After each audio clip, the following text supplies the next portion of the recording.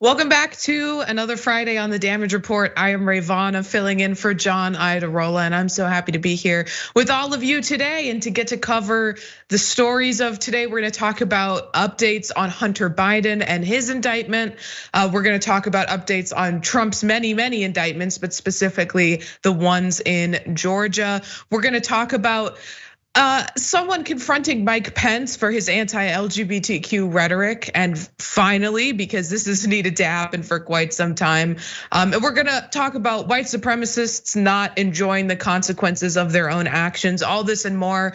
And joining me to discuss all of this is Wosny Lambre. Woz, thank you so much for being here today on Friday.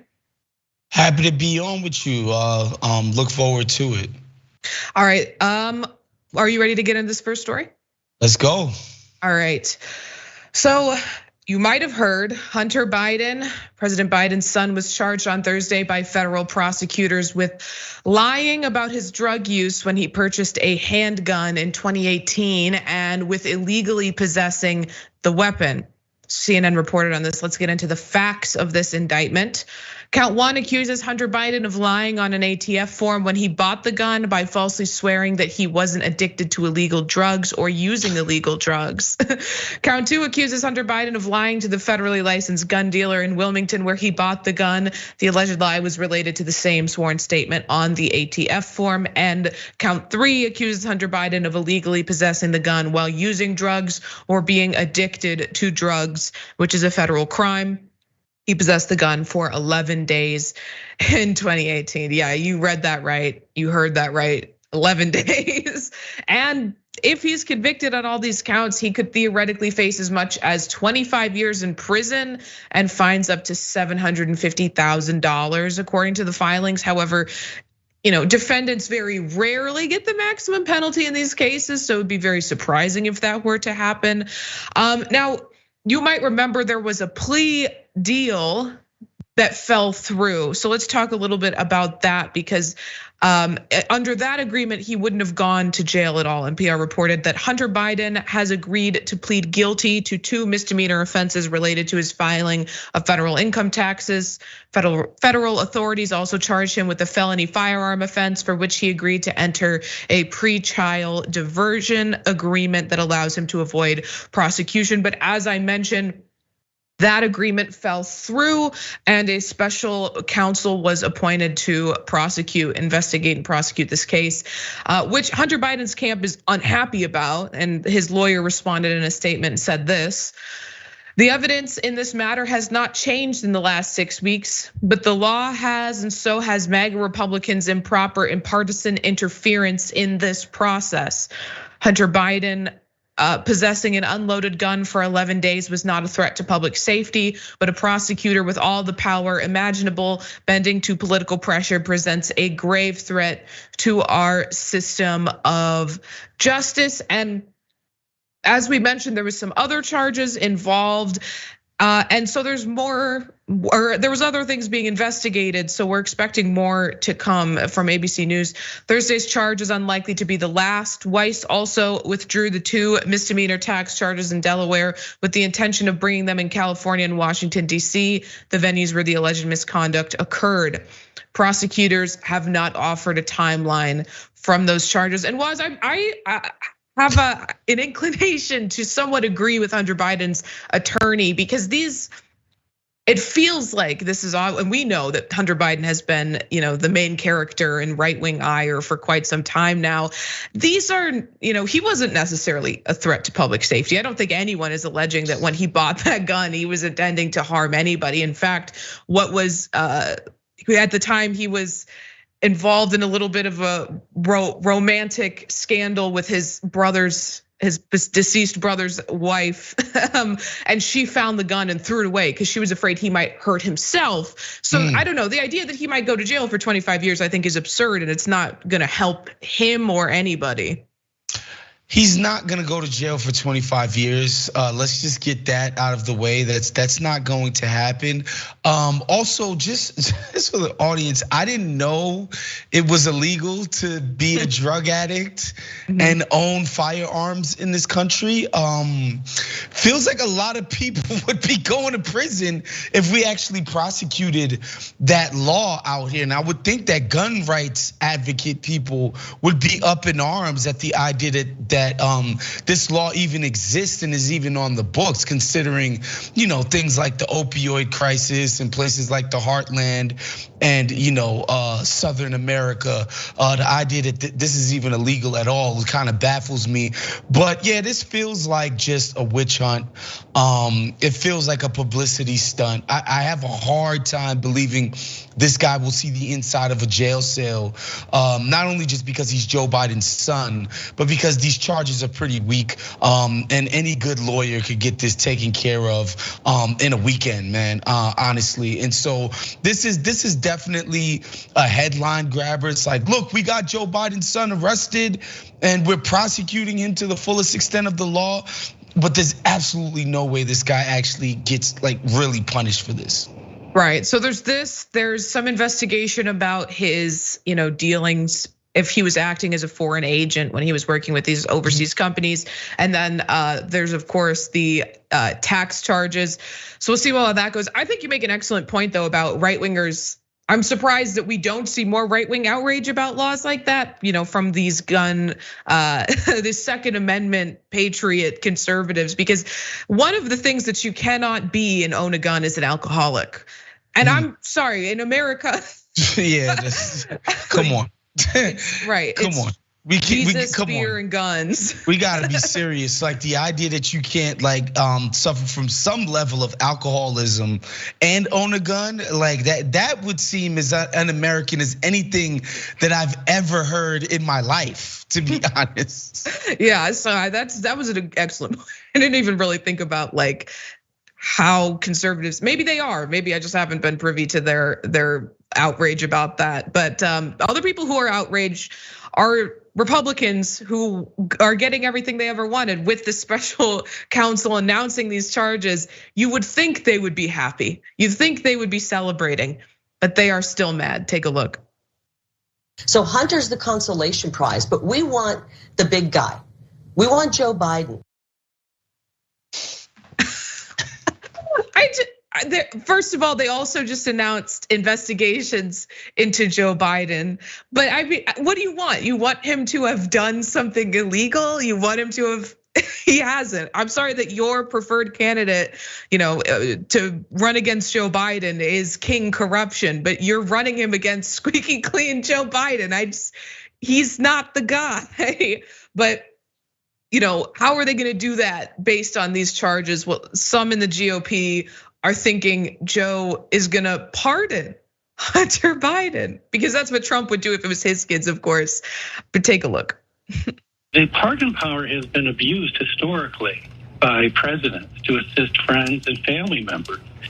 That included Bill Clinton, who pardoned his half-brother. I think that what you've seen with people like Clinton is they waited till they were literally leaving office to use that power for personal purposes. And I would not expect that the president could pardon his son and stand for re-election. Saying that and supporting Donald Trump is a level of cognitive dissonance that should make you feel sick. Just saying it makes me feel sick hearing it. I mean, they support Donald Trump, a man who pardoned Steve Bannon, all of his friends, a convicted pedophile. I mean, come on, how are you gonna bring up Bill Clinton and not the last guy who was literally just in office and deeply abused the power of the pardon? And I'll say, Joe Biden is not gonna pardon Hunter. I don't think they actually believe that for a second, but come on. So if Joe Biden did pardon Hunter, it'd be an uphill battle to explain his actions. CNN said a 55% majority of the public says the president has acted inappropriately regarding the investigation into Hunter Biden over potential crimes, while 44% say that he has acted appropriately and was. I don't think that the people who responded to this poll genuinely have any idea what Joe Biden has had, if he's had any involvement in the investigation of Hunter Biden, because we do the news, right? We've been reporting on this. I don't understand what would be the inappropriate, interference that Joe Biden has done in the prosecution of Hunter Biden. It's kind of mind-boggling trying to wrap your head around this. First, to get back to the pardon question, Joe Biden pardoned his son. I feel like 99% of Americans would be like, well, it is his freaking son. However, if we really got into the pardoning, like Donald Trump was just selling his pardons.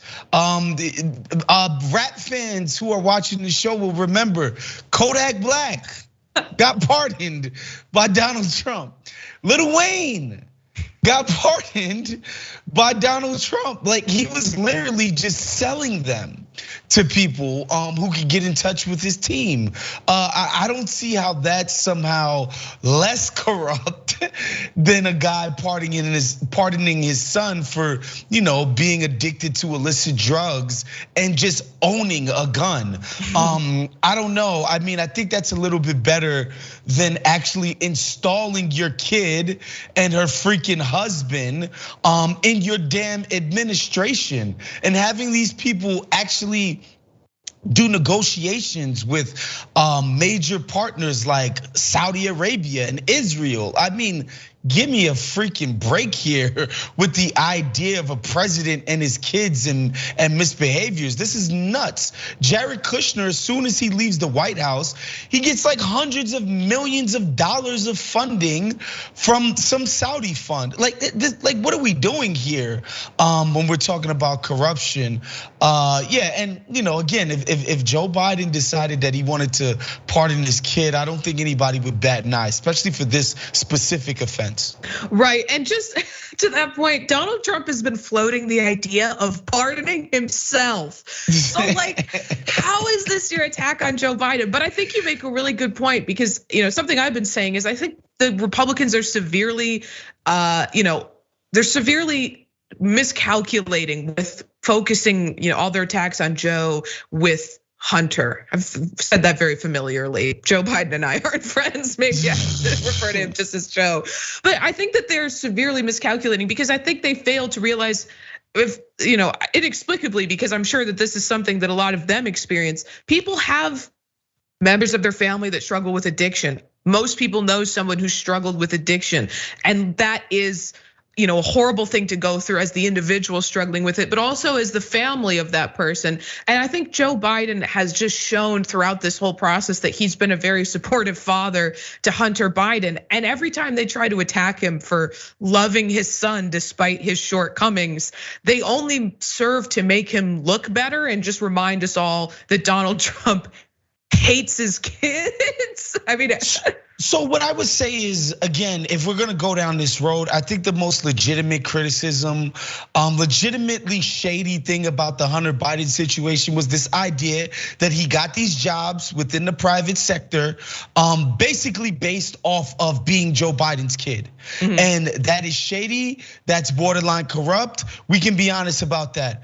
But then you gotta talk about Jared Kushner and Ivanka Trump and their jobs, official jobs in the US government, simply because they were Donald Trump's kid and son-in-law. Like, what are we doing here? Like, this is nuts. Right, what the hell does Jared Kushner know about the Middle East in the first place? And now every time he wants to, offload one of his properties, wouldn't you know, some random Saudi royal family member is buying that up immediately. Like, the corruption is happening right before our very eyes.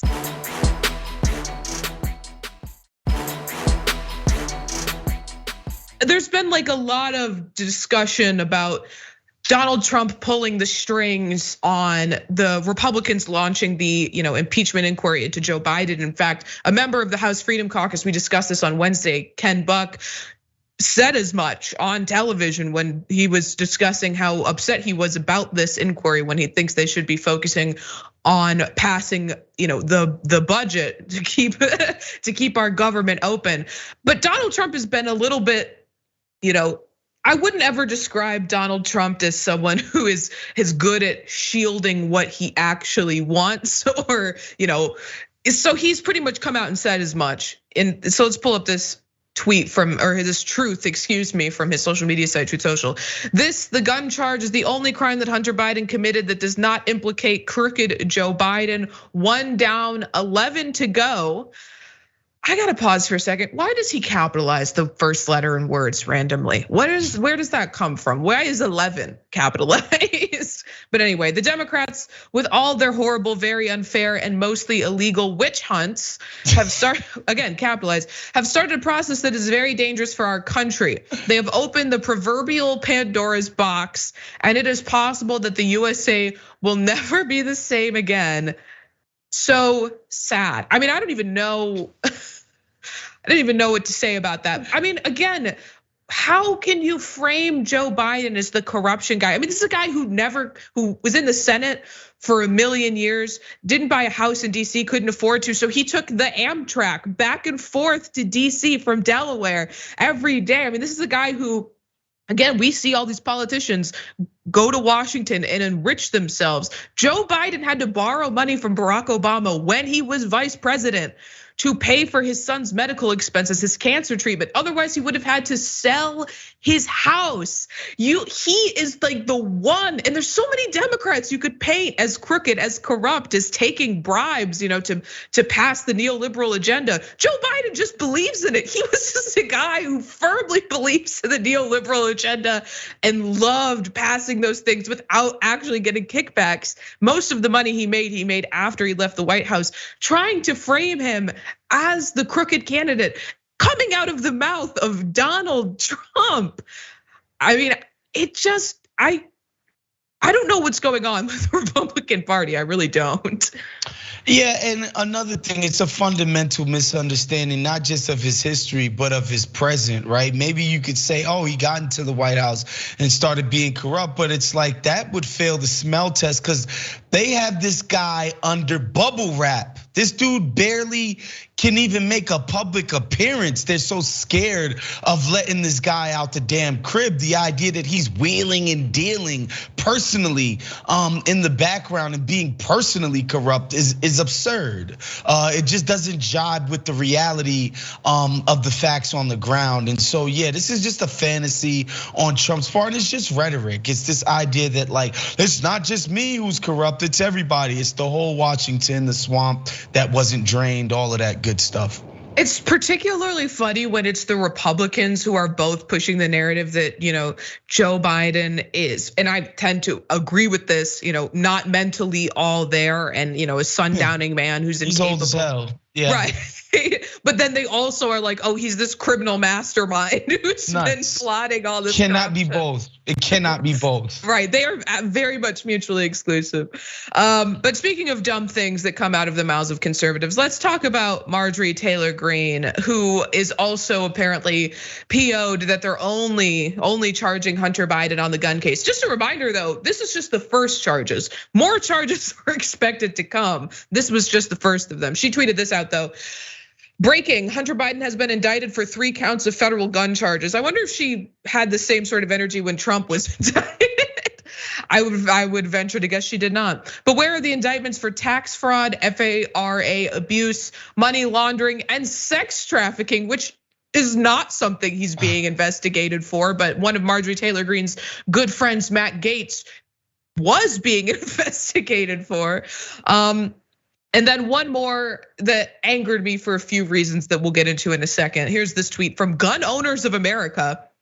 It says, good that Hunter Biden was indicted. If his father wants to work with us to repeal unconstitutional gun control, our lobbyists will be at the White House in an hour. Until then, Hunter shouldn't get any sweetheart deal, which it's not a sweetheart deal what he was getting.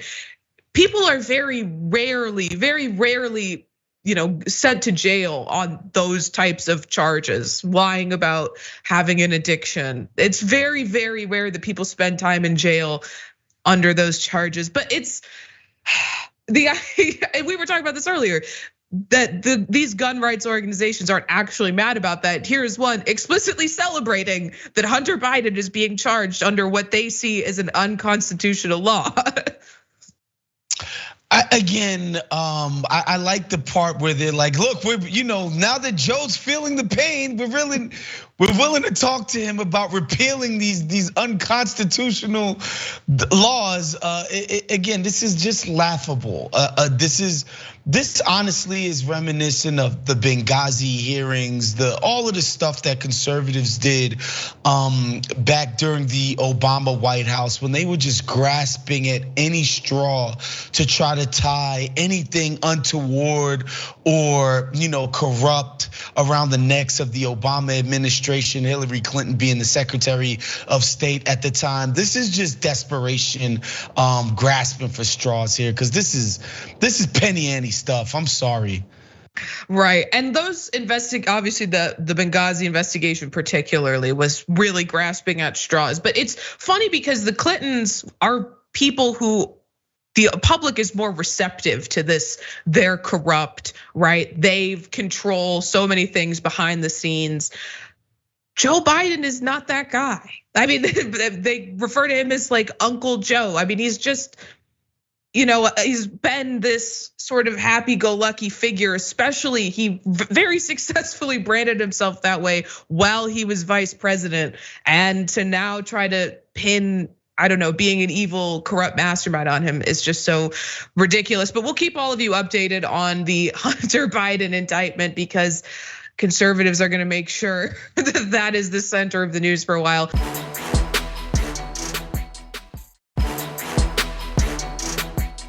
All right, back on the damage report. You know what? Now that you mention it, whenever my older relatives, we were just talking, for anyone who wasn't tuned in with us for the last minute, about boomers capitalizing random letters in the middle of sentences. Now that you mention that, that is something that my older relatives have a tendency to do in their Facebook posts. So I do see what you're saying. Okay, but we went from one set of charges. Let's move on to another more serious set of charges, and that would be the ones against Donald Trump, because we have a big update from Trump's Georgia case. Trump has successfully gotten his first delay of the trial date, which, if you've been paying attention, is something that he's been trying to do as much as possible. Associated Press reported on this and wrote, Donald Trump will not face trial next month in Georgia after a judge ruled Thursday that the former president and 16 other accused of illegally trying to overturn the results of the 2020 election will be tried separately from 2 other defendants in the case. Lawyers Sidney Powell and Kenneth Chesbrough have filed demands for a speedy trial, and Fulton County Superior Court Judge Scott McAfee, set their trial to begin October 23rd.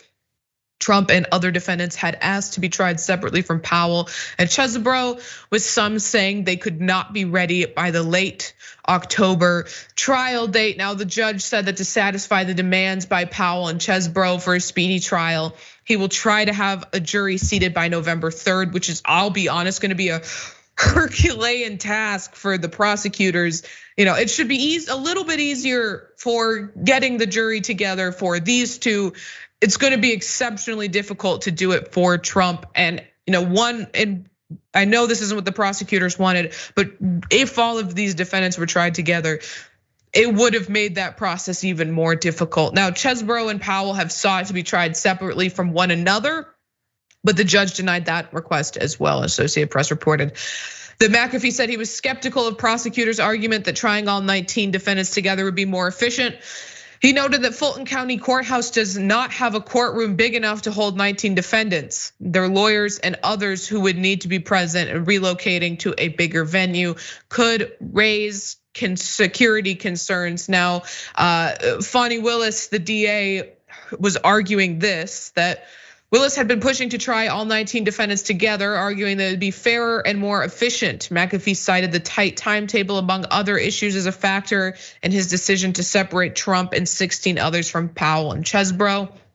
Realistically, holding 3 or more simultaneous high-profile trials would create a host of security issues and would create unavoidable burdens on witnesses and victims who would be forced to testify 3 or more times on the same set of facts in the same case. Now, setting additional court dates will likely be a challenge for McAfee, given the avalanche of motions from the various defendants, each specific to their defense and to their schedule, Washington Post reported. Among the challenges, Trump does not want to be tried with anyone seeking a speedy trial and is expected to try to delay his proceedings until after the 2024 election. Meadows wants to stand trial alone, but only after he exhausts his appeals on his request to move his case to federal court. For anyone who has been paying attention, you know that Mark Meadows had been attempting to get his case removed to federal court. That was denied. That request was denied just last week. And now he is attempting to appeal that decision, although it's unlikely that it would be overturned on appeal. So was small victory for Trump here, at least in getting the trial date pushed back a little bit further. Yeah, I mean, it's obvious what the tactic here is, right? It's this idea that you would push this back, like hopefully you get it started so late that the trial would even be going if he potentially won next year, November, right? And let's face it, the president of the United States cannot go to prison. That's just not a thing. You can drop drones on the heads of American citizens, let alone Middle Eastern ones. You can commit all kinds of atrocities when you're in the office of the presidency. You can't commit crimes while you're president. That's sort of the precedent that we've set for every single president who's ever existed in this country.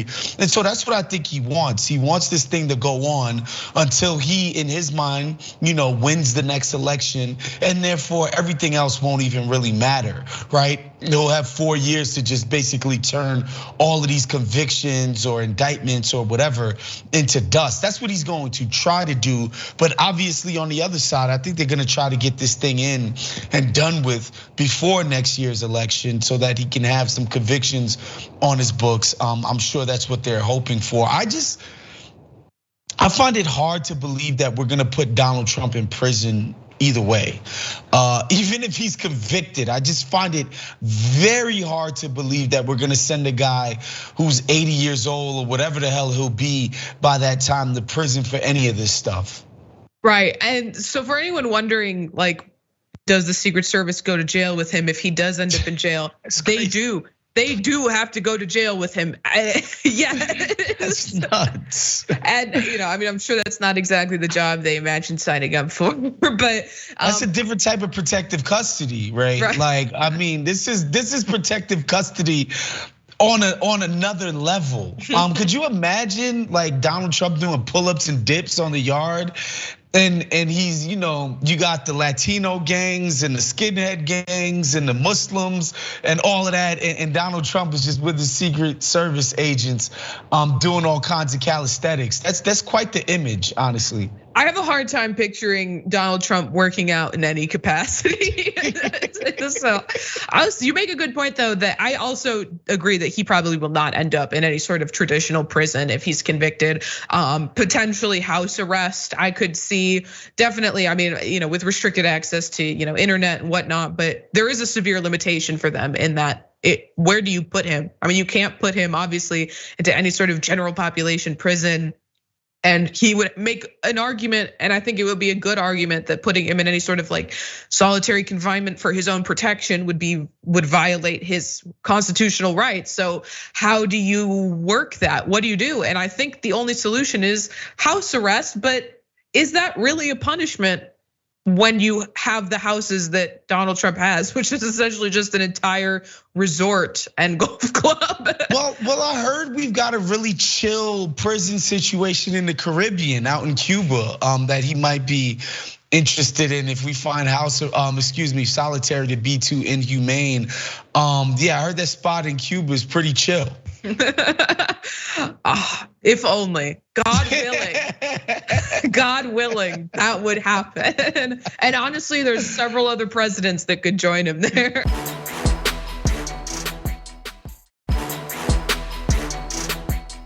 Oh my Lord, yeah. All right, speaking of Donald Trump, he did an interview with Megyn Kelly, former foe, current ally, I'm not quite sure. Let's take a look at this and you can decide for yourself. Do you believe that every CIA document that came to you as president was automatically yours to keep no matter what? I'm not going to answer that question so because that's the dispute. No, because I think it's clear in the document. The Presidential Records Act was a very complex thing that took a long time to do, having to do more with Richard Nixon because he kept everything. You know that, right? Yeah, yep. And they said, we don't want to have this anymore. So they did this, and these thugs and deranged people, they didn't even mention that. They never mentioned that. They never talked about that. They never said, gee, the Presidential Records Act. Do you know they don't even mention it? And everybody knows that I'm covered by that. Everybody knows that he's covered by that, except apparently the prosecutors who are prosecuting him for violating that. But now Donald Trump was talking to Megyn Kelly in this interview where he is still pretending he didn't break any laws. Solid defense there. It wasn't illegal because it wasn't illegal. Now, she tried to ask him again on whether he had documents in that audio recording. Take a look. Why would you be holding up a newspaper saying this is still secret? I'd have to look at it. I could declassify it if I were president. I would have to look at it. But that's what you told Brett Baer. You told Brett Baer that was a newspaper. I could have declassified. No, I also told Brett Baer, as I remember, I don't know, it was a long time interview. Well, you tell me, what were you waving around? I also told Brett Baer that it wasn't a classified document. What were you waving around in that meeting? Because it certainly sounds like it was an attack. I'm not going to talk to you about that because that's already been, I think, very substantiated, and there's no problem with it. It hasn't been substantiated. Jack Smith says Megyn, it was let the me just attack tell you. plan. Let me and you told Brett Baer. Let me tell you. Here we go again. I'm covered by the Presidential Records Act. I'm allowed to do what I want to do. I'm allowed to have documents. I'm allowed to have documents. He defends himself by invoking the name of stand-up guy who never broke the law, Richard Nixon, which, by the way, pay attention to the date that I'm about to read to you as to why maybe the Presidential Records Act wasn't super pertinent when it came to Richard Nixon. But let's just quickly go over the Presidential Records Act. And here it is. The Presidential Records Act of 1978, which just keep that in mind, considering he said, use Richard Nixon as an example, governs the official records of presidents and vice presidents that were created or received after January 20th, 1981. Again, another date that is important when he's using Richard Nixon, who had not been the president at that time anyway. The PRA changed the legal ownership of the official records of the president from private to public and established a new statutory structure under which presidents and subsequently NARA must manage the records of their administration. So what about the statement that once Trump leaves office, they're still his documents? From the National Archives, the PRA makes clear that upon the conclusion of the president's term in office, NARA assumes responsibility for the custody, control, preservation of, and access to the records of a president. The PRA makes the legal status of presidential records clear and unambiguous, providing that the United States reserves and retains complete ownership, possession, and control of presidential records. So Donald Trump is right about one thing. It is clear, but what's not...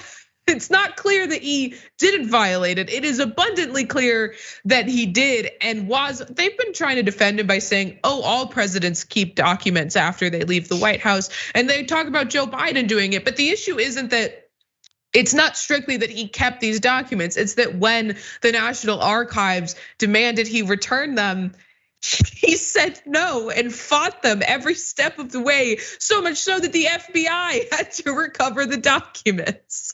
I think what I'm struck by when I'm watching Trump talk to Megyn Kelly there is how divorced the concept of civil servant is from any of this dialogue, right? The idea that these documents do not belong to Donald Trump personally just because he was president. He was in there to do a job for the people of the United States. Therefore, those documents belong to us.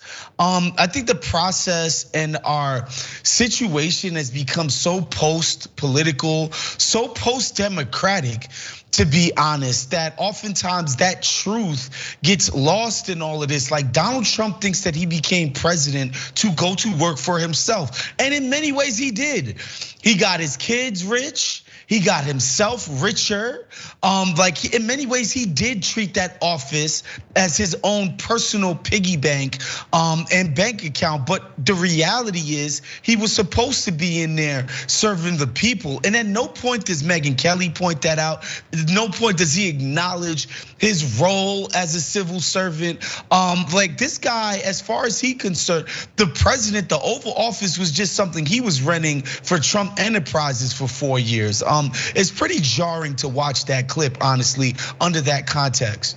Yeah, and you do raise a really good point that this is someone who obviously doesn't give a crap about the people who he ran on this idea that I'm giving Washington back to you. And in reality, when he got there, he was, instead of draining the swamp, he just became another alligator inside of it. Megyn Kelly, of course, didn't press him on that. What she did ask him about, though, other than the documents, was the Biden impeachment inquiry, where he basically admitted that he did it as an act of revenge for his 2 impeachments. Let's take a look. Nancy Pelosi, crazy Nancy, said, we're going to impeach him. They didn't do inquiries. They went out and they voted because they had the votes. And as usual, everybody votes, for the Democrats. It's a little bit easier. They didn't have Mitt Romneys of the world. And that's really nice because now he's not running today, as you know. He just announced. I think that's great for the Republican Party, for the country, and for Utah. But that's going to be up to them whether or not they want to do it. I have no idea whether they will or not. We do have a lot of other things, but it's quite important. And they did it to me. And had they not done it to me, I think, and nobody officially said this, but I think had they not done it to me, and I'm very popular in the region, they like me and I like them, the Republican Party, perhaps you wouldn't have it being done to them. And this is going to happen with indictments too. They have fake indictments, and I think you're going to see that as time goes by. You're going to see Republicans, when they're in power, doing it. And it's a shame when that happens. I'm not in favor of that, but that's what's going to happen because that's human nature. I've said it before and I'll say it again. Donald Trump is the pettiest bitch on earth. Definitely in America, potentially on earth. But in true Republican fashion, in true GOP fashion, he went on some tirade about trans people because Republicans can't stop thinking about trans people. Let's take a watch. Should biological men who say that they're trans be allowed in women's restrooms, in women's locker rooms, women's prisons, women's spaces? Yeah, my stance on that is really pretty much what I had in the military. I think it has to be, huh? No, they shouldn't. Yeah, that's my stance. I mean, that's been my stance. I may have allowed Caitlyn, right? I knew Caitlyn as Bruce. I knew Bruce, and Bruce was a great athlete and a very handsome person, very handsome guy. And all of a sudden, Bruce is Caitlyn. I said, what's this all about? Can a man become a woman? In my opinion, you have a man, you have a woman. I think part of it is birth. Can the man give birth? No, although they'll come up with some answer to that also someday. I heard just the other day, they have a way that now the man can give birth. No, I would say I'll continue my stance on that. I'll continue my stance on that, which is Caitlyn Jenner was very attractive before she transitioned. And then after she transitioned, my attraction to her suddenly made sense. Like, what was he even trying to say there? That he thinks that Caitlyn Jenner was hot before she transitioned to being a woman. You know what's telling about what's like super interesting about that clip right there is he doesn't have a clear and strong stance on this. He's clearly not as dug in and virulently hateful as many people in the party. He didn't want to come out and just say, they're not people, they're not men, they're not, like he didn't want to just, he was hemming and hawing there. Like if you ask Donald Trump about the border, for instance, a topic that he's very strong on in his takes, he'd be like, we gotta close that thing down. We shouldn't be letting people in from Mexico. But like he will give you all of this stuff. They're taking our jobs, like he will go on and on and on about why he feels the way he feels about something like the border and immigration writ large, right? The way that he answered that question just shows you he's not part of the sort of orthodoxy and groupthink of the GOP right now, where he's just like, I mean, I don't know. I used to know Bruce Jenner, and now it's Caitlyn, and he's like, I guess I could make an exception for somebody that I knew personally, but like, I don't know. Right. That's what it felt like right there. I don't know. Because if that was Ron DeSantis, he would have jumped, on the question and immediately started spewing his genocidal rhetoric about trans people. Goodness, yeah, we would have needed a straitjacket for him. He would have lost his damn mind at the question.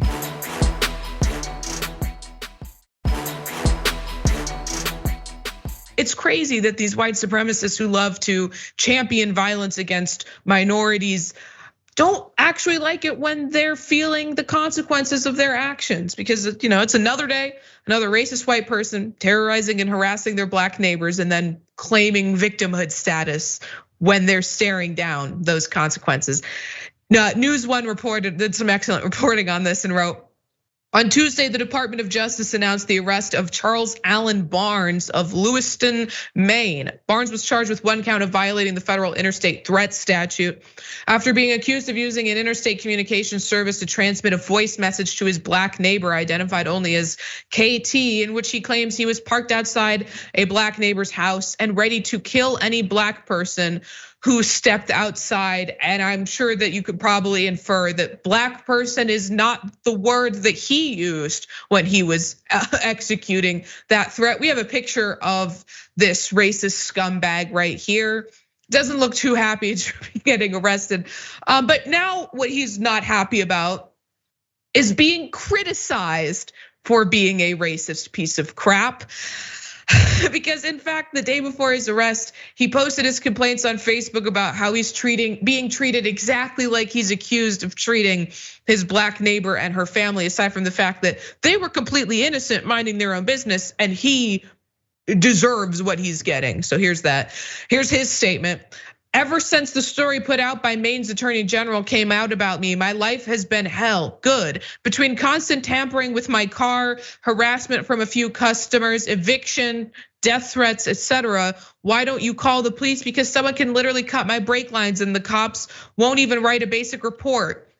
They will just instantly accuse me of doing it myself to scam my liability only insurance that won't cover it. Charged and convicted are two separate things. But no one cares. Now, the DOJ noted that Barnes faces up to 5 years in prison if convicted as charged and was. I mean, this is a guy who was screaming slurs to his neighbor, parked outside her house, threatening to kill her or any black person who walked out. But he somehow is the victim in this situation. Yeah, I mean, it's funny how that victim narrative carries over with most of these white supremacist guys. They feel like they're a victim of the fact of the existence of varied and diverse set of human beings who exist, right? So I'm not surprised that this guy would feel victimized by his own freaking actions. That now he doesn't get to live as comfortably as he once did. And it's not like this guy's gonna learn a lesson about humanity and being like just a normal human being and just show like just the baseline level of human decency and courtesy to the people around you. I don't think that's the lesson he's gonna learn. It's just gonna be more woe is me from this dude. Shouldn't be surprised by that.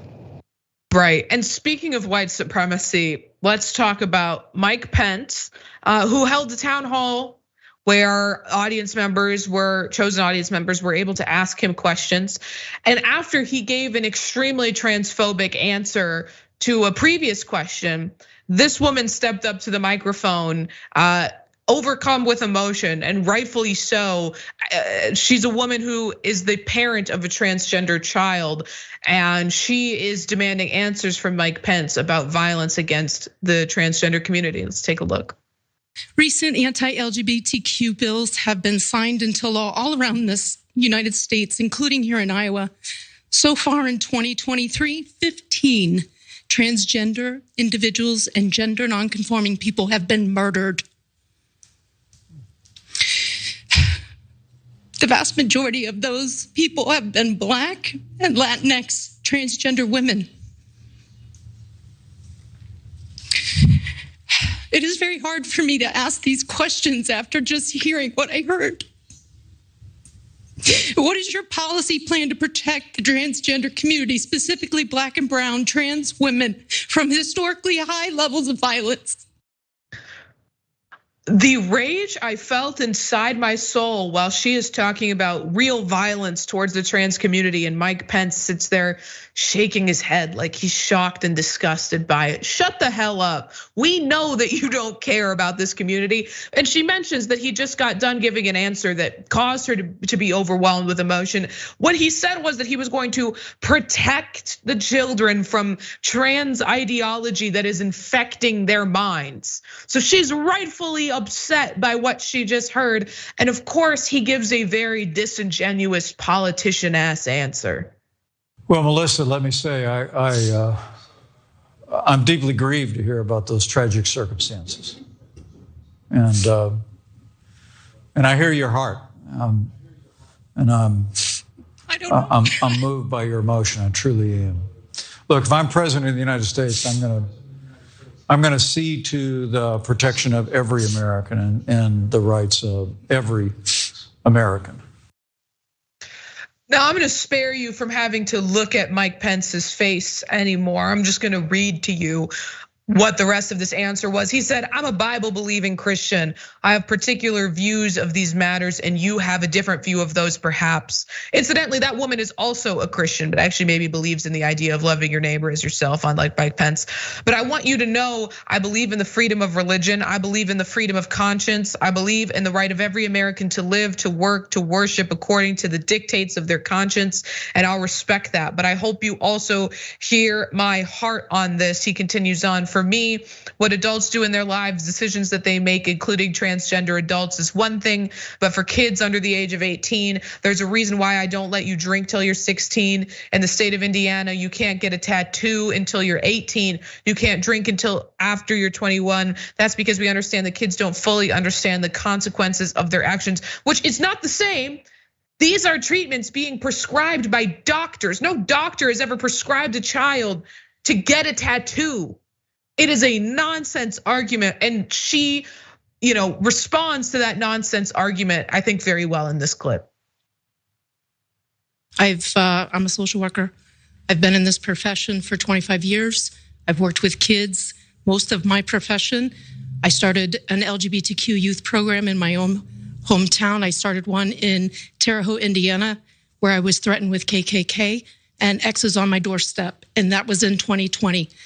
I have worked with kids as young as 5 years old that have gender nonconforming and identities that are transgender, and I've raised one. And so to hear somebody tell me that it's not okay for young children to make decisions about their gender identity and to ask their school officials for support, protection, and help is appalling. And I'm glad that she said that. I mean, Woz, it's so frustrating to hear these Republicans just utter the same nonsense talking points about tattoos and letting kids drive. This is not, the kid isn't saying, give me hormones, give me one trans, please, doctor. They're working in consultation with the doctor who is prescribing these treatments for the children. Yeah, I mean, I think a lot of people would see this issue who aren't very well versed on the actual treatment that goes into these treatments for the trans children and be like, that's crazy. You can't. I think that's what Mike Pence is trying to appeal to. Somebody who's not well versed on this topic, being like, that's crazy. You can't just let a kid decide they're not who they're supposed to be, right? And I think that's all Mike Pence is doing. He's banking on people who are low information on the issue to side with him by throwing out this stuff about drinking and driving and all that other stuff. It's just a clear dodge. That's all it is. And we saw that sort of line of anti-trans rhetoric really not work electorally for the Republicans in the midterms. So them trying to run again on it in the general, I think for the president or in the primary, excuse me, is silly and political miscalculation. But we'll keep you all updated on the progress of that primary, although I think we all know who is gonna win it. That's all the time we have for those of you on linear, but we'll have the aftermath coming up after this break.